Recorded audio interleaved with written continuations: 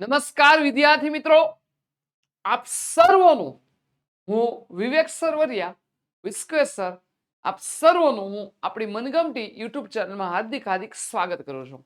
મિત્રો, આજનો લેક્ચર આપણો ધોરણ 10 વિજ્ઞાનમાં પ્રશ્ન બેંકનો વિભાગ બી ચેપ્ટર નંબર 1 સ્ટાર્ટ કરવાનો છું.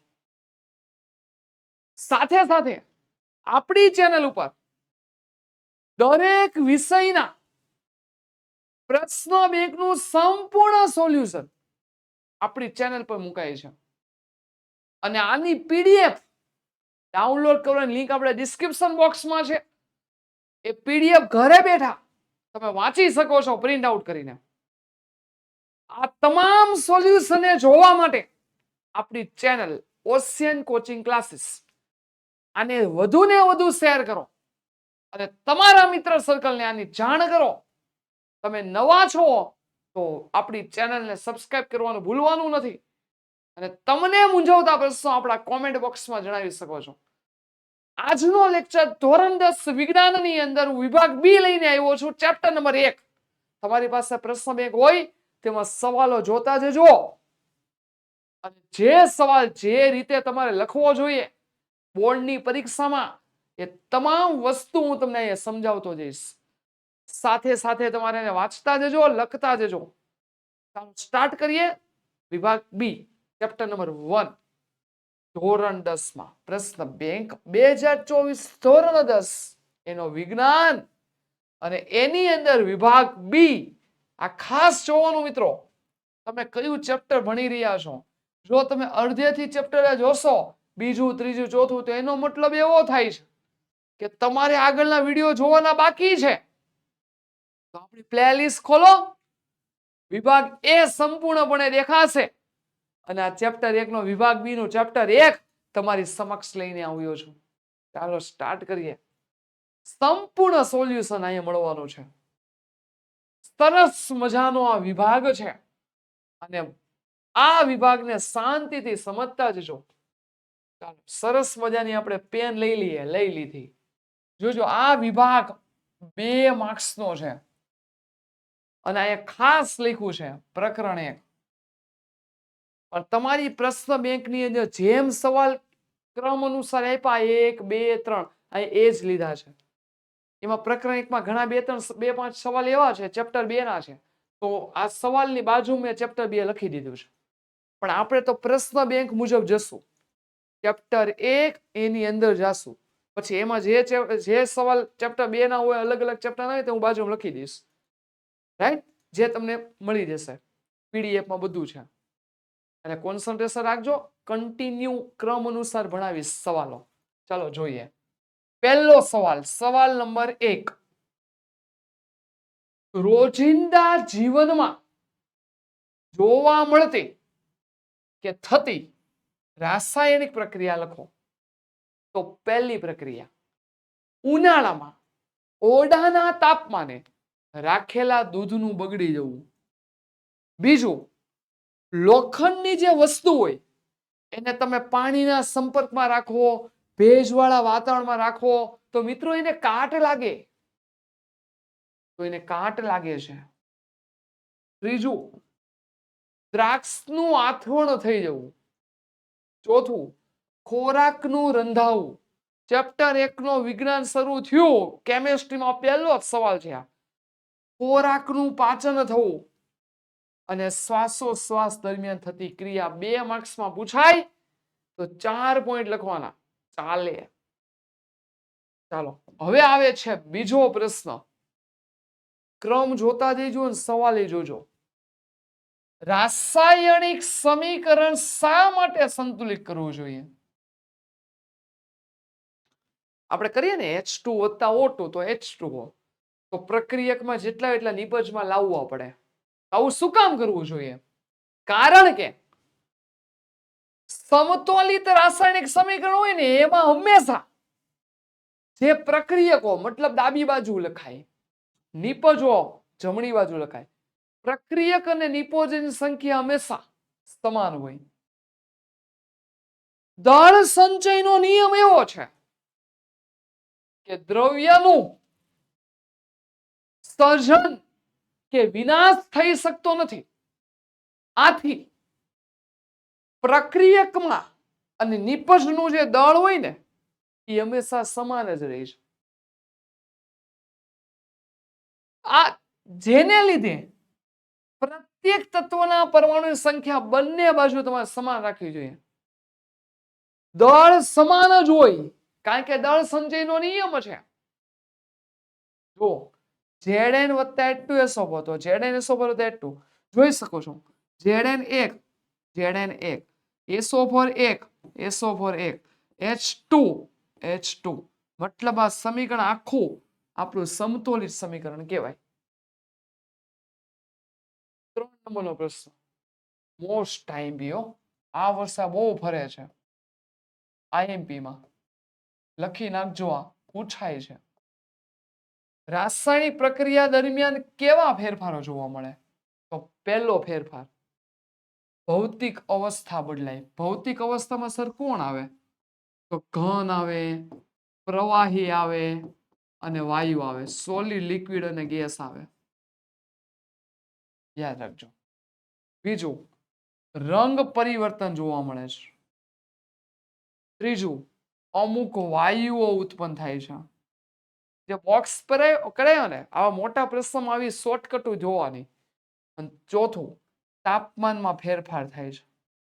4 બોલો ભૌતિક અવસ્થા બદલાય છે, રંગ પરિવર્તન થાય છે, અમુક વાયુઓ ઉત્પન્ન થાય છે, તાપમાનમાં ફેરફાર થાય છે. ચોથું મેગ્નેશિયમની પટ્ટીને હવામાં સળગાવતા પહેલા શા માટે સાફ કરવામાં આવે છે? તો સાંભળી લ્યો. મેગ્નેશિયમની પટ્ટી છે ને મિત્રો એ ખૂબ જ ક્રિયાશીલ છે, વધુ સક્રિય છે.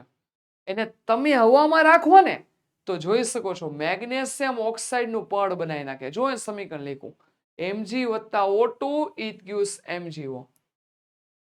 હવે આ જે મેગ્નેશિયમ ઓક્સાઇડ નું પડ છે ને એને કાચ પેપર વડે સાફ કરો ને તો મેગ્નેશિયમની પટ્ટી ઓક્સિજન સાથે પ્રક્રિયા કરે છે.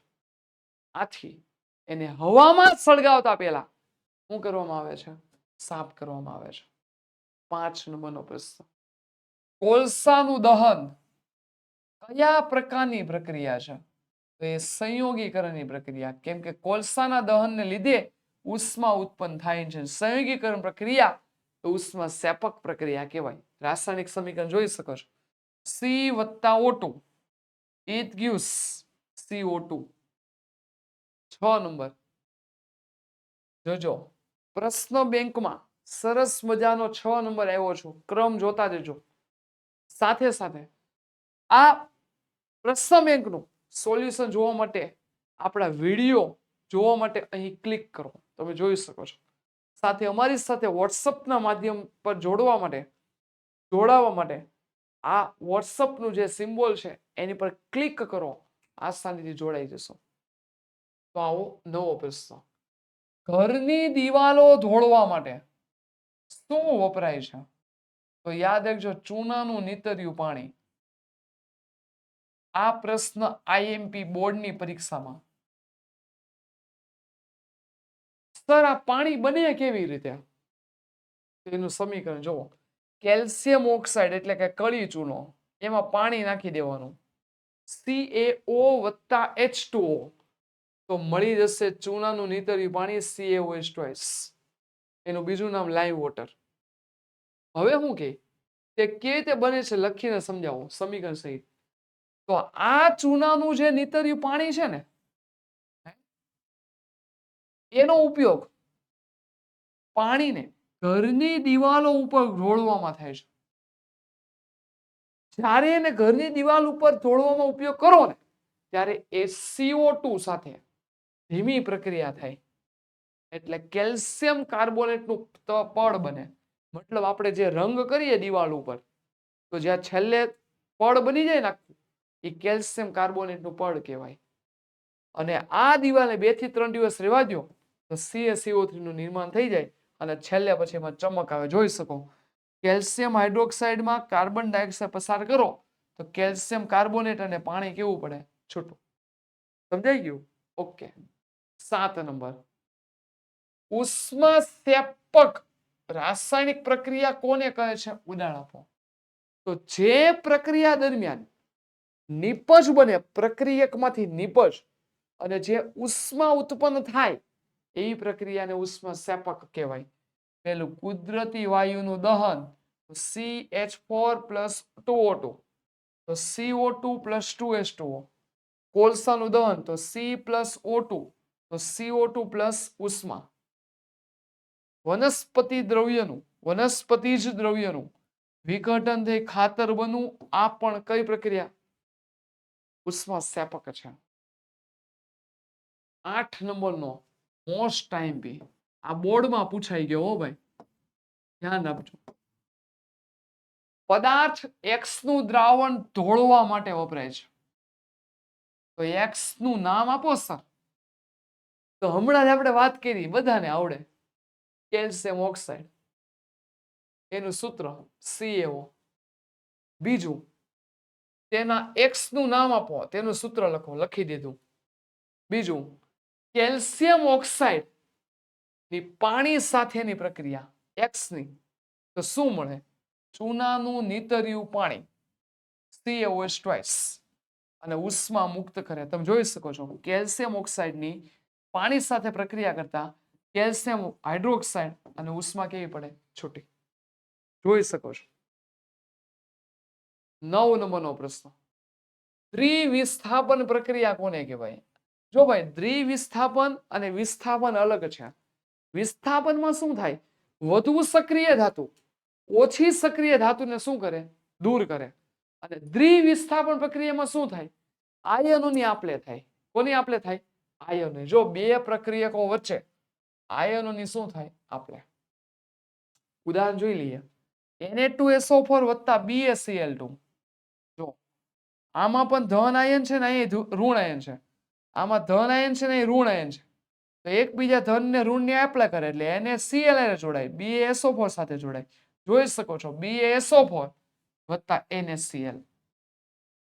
બીજું ઉદાહરણ, KBr વત્તા BaI2, તો Ki જોઈ શકો છો BaBr2.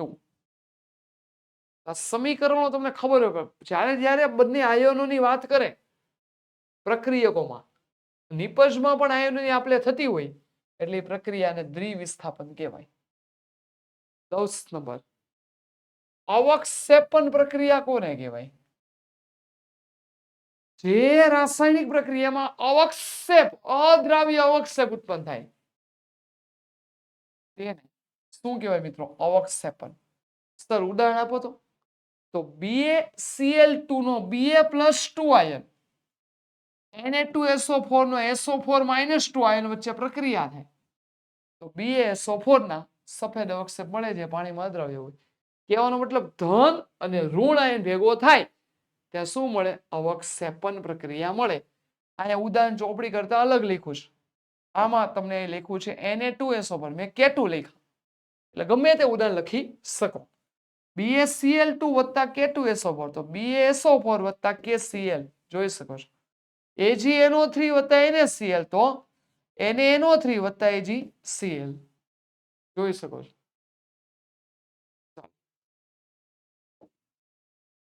ધોરણ 10 વિજ્ઞાન માટે બોર્ડની પરીક્ષા 2024 માટે અતિ ઉપયોગી મોસ્ટ આઈએમપી હેતુલક્ષી પ્રશ્નોની ક્વિઝ.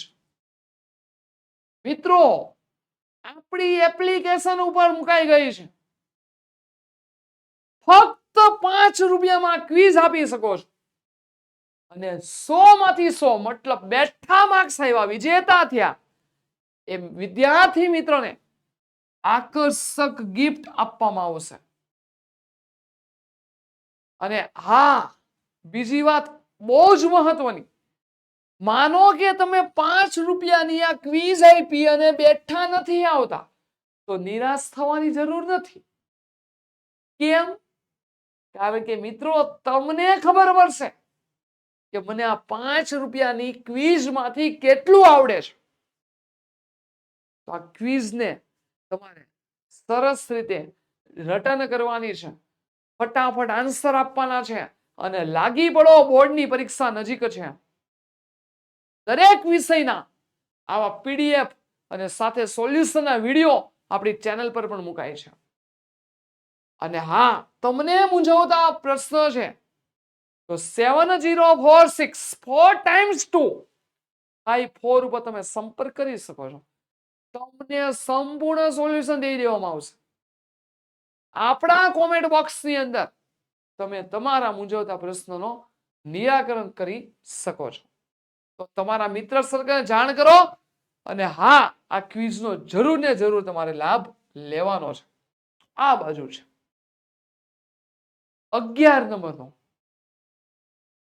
ઓક્સિડેશન કોને કહેવાય અને રિડક્શન કોને કહેવાય? પેલા વ્યાખ્યા સમજી લઈએ. ઓક્સિડેશન હોય ને એટલે મિત્રો યાદ રાખવાનું, ઓક્સિજન ઉમેરાય. યાદ રાખજો, જોઈ શકો છો. એટલે કે ઓક્સિજન મેળવે અને હાઇડ્રોજન ગુમાવે. જો કાર્બન ઓક્સિજન મેળવે એટલે CO2, મેગ્નેશિયમ ઓક્સિજન મેળવે એટલે MgO, કોપર ઓક્સિજન મેળવે એટલે કોપર ઓક્સાઇડ. જોઈ શકો છો. ચાલો આગળ. રિડક્શન. તો ઓક્સિડેશનમાં આપણે શું મેળવ્યું? કાર્બને, મેગ્નેશિયમે અને કોપરે ઓક્સિજન મેળવ્યા. આથી બધી પ્રક્રિયા કેવી કહેવાય? ઓક્સિડેશન. રિડક્શન જેમાં ઓક્સિજન ગુમાવે, જે પદાર્થ ઓક્સિજન ગુમાવે કયો પદાર્થ કહેવાય? રિડક્શન કરતો પદાર્થ. રિડક્શન કરતા નહીં હો, હા, પાછું બે વસ્તુ અલગ આવે. રિડક્શન કીધું હોય તો ઓક્સિજન ગુમાવે, પણ રિડક્શન કરતા શબ્દ આપે તો ઓક્સિજન શું થાય? મતલબ ઓક્સિડેશન થાય. ઊંધું કરવાનું. કરતા શબ્દ આપે તો, અને ઓક્સિડેશન કરતા આપે, ઓક્સિડેશન કરતા આપે. આ થોડું વધારે બહારનું કહું છું, લખી નાખજો. તો આમાં રિડક્શન થાય. શું થાય? રિડક્શન થાય. આના ઉદાહરણ રિડક્શન જો, અહીંયાથી ઓક્સિજન દૂર થાય. જો Cu વધ્યા ને, H2O, CO2 તો એક O દૂર થઈ ગયો, CO વત્તા H2O. MgO તો Mg વધ્યા ને O દૂર થઈ ગયો એટલે H2O. મતલબ તમે જોઈ શકો છો, CO, CO2 અને MgO એ ઓક્સિજન ગુમાવે છે. આ બધી પ્રક્રિયા કેવી કહેવાય? રિડક્શન. આગળ વધીએ. 12 નંબરનો પ્રશ્ન. તમે તમારી પ્રશ્ન બેંકમાં લાઈન ટુ લાઈન જોતા જશો. 1 થી 11 પ્રશ્ન ચેપ્ટર 1 ના. આપણું જે ચેપ્ટર મુજબ છે એ મુજબ જ હાલે છે. એની અંદર 2-5 સવાલ છે ને ચેપ્ટર 2 ના મૂકી દીધા છે. તો આપણે એ લખી દીધા. જુઓ 12 નંબરનો પ્રશ્ન ચેપ્ટર 2 નો છે, મેં બાજુમાં લખ્યું. પણ આગળના મેઇન પેજ ઉપર ચેપ્ટર 1 લખ્યું. મતલબ તમે અટવાવ નહીં ને એટલે ધ્યાનમાં લઈજો. 12 નંબરનો પ્રશ્ન તમારો ચેપ્ટર 2 નો છે. એસિડ અને બેઝના સામાન્ય ગુણધર્મો લખો. એસિડ, એસિડ સ્વાદે ખાટા હોય અને બેઝ સ્વાદે તુરા હોય.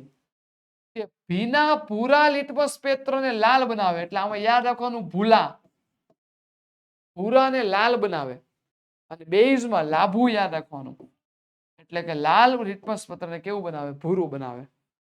તે બેઝ સાથે પ્રક્રિયા કરે ક્ષારને પાણી ઉત્પન્ન કરે. તે એસિડ સાથે પ્રક્રિયા કરીને ક્ષારને પાણી ઉત્પન્ન કરે. બંને પ્રશ્નો ઇમ્પોર્ટન્ટ, બંને વસ્તુ. 13 નંબર. આ પણ ચેપ્ટર 2 નો છે. જુઓ અહીંયા આ બાજુમાં મેં લખ્યું છે. તમે અટવાવું નહીં, કદાચ જાતે કરતા હોય તો ખબર પડે ચેપ્ટર 2 નો સવાલ છે. તમારી ચોપડીમાં જે પ્રમાણે મતલબ પ્રશ્ન બેંકમાં આવ્યો એ રીતે જ સવાલ લઉં છું.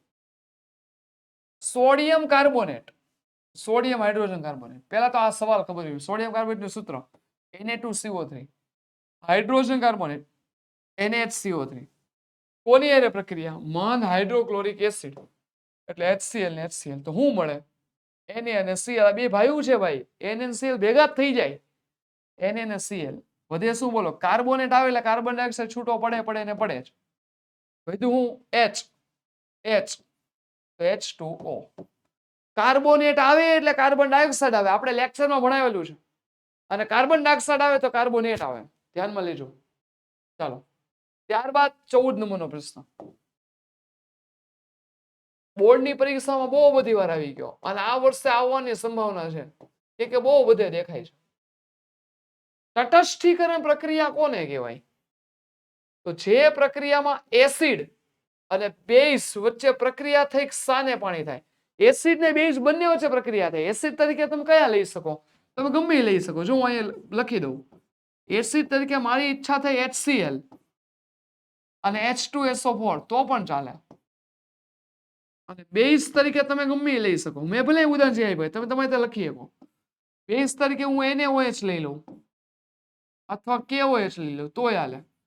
મતલબ આ બંનેની પ્રક્રિયા કરાવવાની. તમને જે જોવા મળશે ને એ શું મળશે? ક્ષાર વત્તા પાણી. તો માનો કે HCl વત્તા NaOH કર્યું તો NaCl વત્તા H2O, KOH વત્તા H2SO4 તો K2SO4 ને H2O. મતલબ બંનેની અલ્ટરનેટ પ્રક્રિયા કરવાની. HCl તો આની હારે પછી આની હારે કરાવો, H2SO4 આની હારે એટલે 4 પ્રક્રિયા થઈ જાય. 2 માર્ક્સમાં 2 જ લખવાની. તમે જોઈ શકો છો. શું મળ્યું? એસિડ વત્તા બેઝ ઇથક્યુ ક્ષાર અને પાણી. ઉદાહરણ મેં લખ્યા. રાઈટ? આઈએમપી સવાલ છે. 15 નંબરનો આ પણ ચેપ્ટર 2 નો પ્રશ્ન છે. જોજો તમારી પાસે પ્રશ્ન બેંક હોય તેમાં જોઈ લેજો. સોડિયમ હાઇડ્રોક્સાઇડ એટલે કહેવાય NaOH અને ફિનોલ્ફથેલિનના મિશ્ર દ્રાવણમાં મંદ હાઇડ્રોક્લોરિક એસિડના 2 ટીપા નાખો. રંગમાં શું ફરક થાય? અને આ રંગ પરિવર્તન થવાનું કારણ એટલે કે બેઝની અંદર તમે ફિનોલ્ફથેલિનને મિશ્ર દ્રાવણનો રંગ કેવો છે? ગુલાબી. અને બેઝ છે એમાં તમે એસિડ નાખ્યા તો આ ગુલાબી રંગ કેવો થઈ જાય? દૂર. કે એસિડ શું કરે? રંગ પરિવર્તન કરે. યાદ રાખજો. આ રંગ પરિવર્તન શું કામ થયું? તો એસિડ અને બેઝ ભેગા થયા એટલે તટસ્થીકરણની પ્રક્રિયા થઈ. આથી એસિડ બેઝની અસર શું કરે? નાબૂદ કરે. એટલા માટે રંગ પરિવર્તન જોવા મળે છે. ત્યારબાદ 16 નંબરનો પ્રશ્ન. આ પણ ચેપ્ટર 2 નો છે એટલે હું અહીંયા જ મેં લખ્યું છે. આગળ તો પ્રકરણ 1 જ લખ્યું છે એટલે ગભરાતા નહીં. 16 નંબરનો મોસ્ટ ટાઈમ બેઝિક ઓક્સાઇડ આવડે ને એસિડિક ઓક્સાઇડ આવડે. ધાત્વિય ઓક્સાઇડ કેવા પ્રકારના ઓક્સાઇડ છે? જે ઓક્સાઇડ પાણી સાથે પ્રક્રિયા કરી બેઝ બનાવે તેને બેઝિક ઓક્સાઇડ કહેવાય. પાણી સાથે પ્રક્રિયા કરે તો જો સોડિયમ ઓક્સાઇડ પાણી સાથે પ્રક્રિયા કરી બેઝ બનાવે NaOH. અને ધાતુના ઓક્સાઇડ બેઝિક ઓક્સાઇડ છે. ઉદાહરણ તમે જોઈ શકો છો. અને ધાત્વિય ઓક્સાઇડ બેઝિક હોય છે. કયા કયા બીજા આવે Na2O સિવાય? MgO, CaO અને BaO. તમે 16 પ્રશ્ન જોયા. તફાવત લખી નાખજો. પિક્ચરનો હીરો આ વર્ષે ઉષ્મા શોષક અને ઉષ્મા સેપક પ્રક્રિયા સમજાવો. તો શોષકમાં ઉષ્માનું શોષણ થાય અને સેપકમાં ઉષ્મા ઉત્પન્ન થાય. યાદ રાખવાનું. બેરિયમ હાઇડ્રોક્સાઇડની એમોનિયમ ક્લોરાઇડ સાથેની પ્રક્રિયા. બેરિયમ હાઇડ્રોક્સાઇડ સૂત્ર BaOH2. જો અહીં લખો ફરીથી BaOH2. એમોનિયમ ક્લોરાઇડ એટલે કે NH4Cl. તો શું બને બોલો? ઉષ્મા શોષાય. કે અહીંયા ઉષ્મા શોષાય, ઉત્પન્ન ન થાય. અને કળી ચૂનાની પાણી સાથેની પ્રક્રિયા એટલે કે CaO વત્તા H2O. તો શું થાય બોલો? CaOH2 વત્તા અહીંયા ઉષ્મા કેવી પડે? છૂટી. આ પ્રક્રિયા કઈ કહેવાય? ઉષ્મા સેપક. 17 પૂરા. વિદ્યાર્થી મિત્રો, ધોરણ 10 થી બોર્ડની પરીક્ષા માટે ખાસ ઉપયોગી પ્રશ્ન બેંક 2024 બધા જ વિષયની પ્રશ્ન બેંક તથા પ્રશ્ન બેંકના પ્રશ્નપત્રના સોલ્યુશનની પીડીએફ પણ ઉપલબ્ધ છે. પીડીએફ ડાઉનલોડ કરવાની લિંક આપણા ડિસ્ક્રિપ્શનમાં આપેલી છે. અને વોટ્સએપ પર પીડીએફ મેળવવી હોય તો સંપર્ક કરો 70464254 ઉપર. અને આ એક વિષયની પ્રશ્ન બેંક અને તમામ પ્રશ્નપત્રની કિંમત ફક્ત અને ફક્ત 50 રૂપિયા. સાથે અમારી સાથે સોશિયલ મીડિયામાં જોડાવા માટે ક્લિક કરો. યુટ્યુબના માધ્યમથી સાંભળજો, યુટ્યુબના માધ્યમથી, ટ્વિટરના માધ્યમથી, ટેલિગ્રામ, વોટ્સએપ, ઇન્સ્ટાગ્રામ, ફેસબુકના માધ્યમથી અને સાથે સાથે આપણી પોતાની એપ્લિકેશન ઓશિયન કોચિંગ ક્લાસીસ એની લિંક ડિસ્ક્રિપ્શનમાં આપેલી છે. અમારી સાથે જોઈન્ટ રહો. આવા નવા પ્રશ્નપત્રના સોલ્યુશન તમને દરેક વિષયના મળી રહેશે. ચાલો, ત્યારબાદ 18 નંબરનો પ્રશ્ન. એક વિચારીને જવાબ દેવાનો એવો છે. એક ધાતુની પટ્ટીને હવામાં સળગાવો તો એ જગારા મારતી સફેદ જ્યોતિ સળગે છે. તો આ ધાતુ કઈ હશે? તો આ ધાતુ મેગ્નેશિયમ હશે. કઈ હશે? મેગ્નેશિયમ. તેની દહન પ્રક્રિયા રાસાયણિક સમીકરણ આપીને સમજાવો.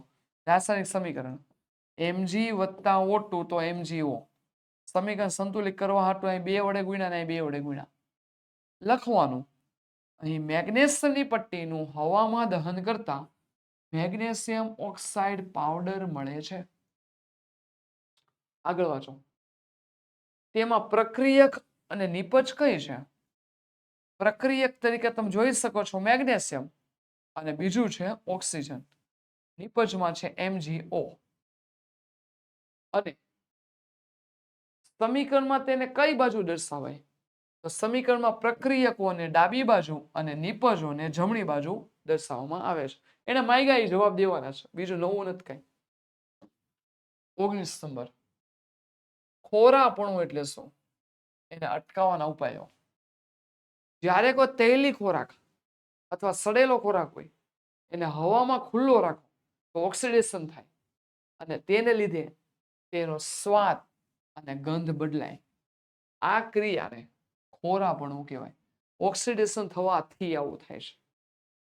હવે આ તૈલી અને ચરબીયુક્ત ખોરાકમાં થતું ખોરાપણું અટકાવવા માટે તેમાં ઓક્સિડેશન જે પ્રક્રિયા થતી એની અટકાવવી પડે.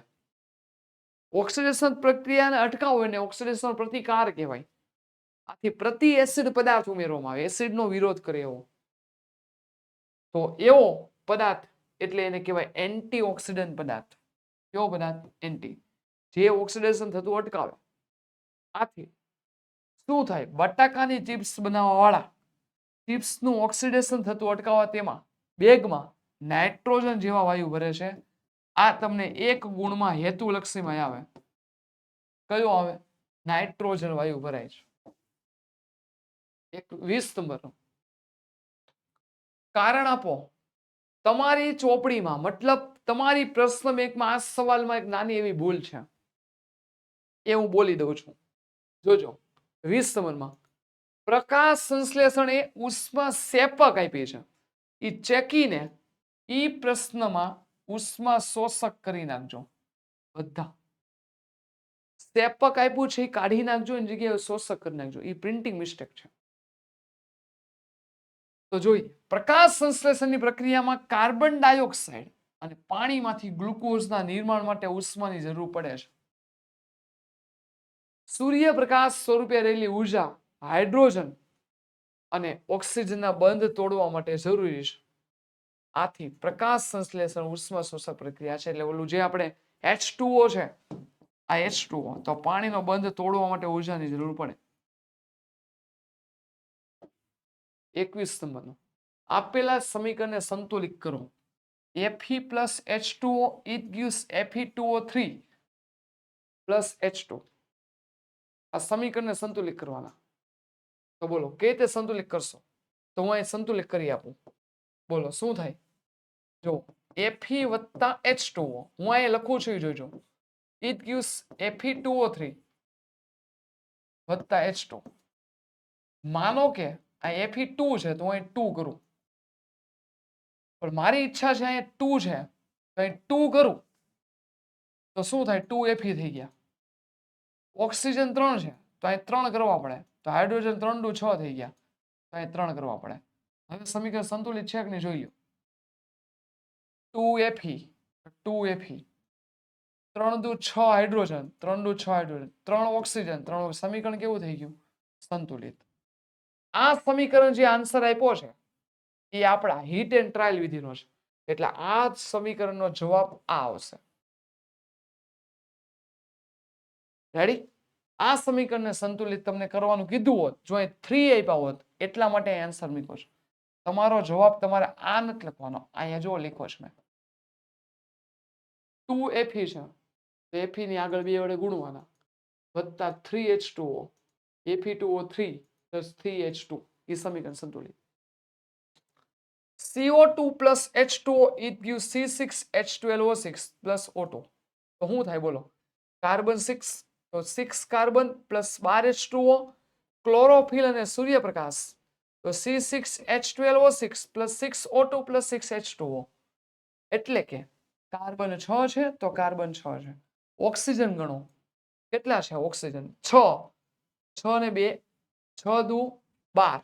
જો 6 દુ 12 વત્તા 6 એટલે કેટલા ઓક્સિજન છે? 24. અહીં 24 કરો, 6 દુ 12 અને ઓક્સિજન 24 કરવા 12 વડે ગુણ્યા આગળ જો 12 ને 12 કેટલા થઈ ગયા?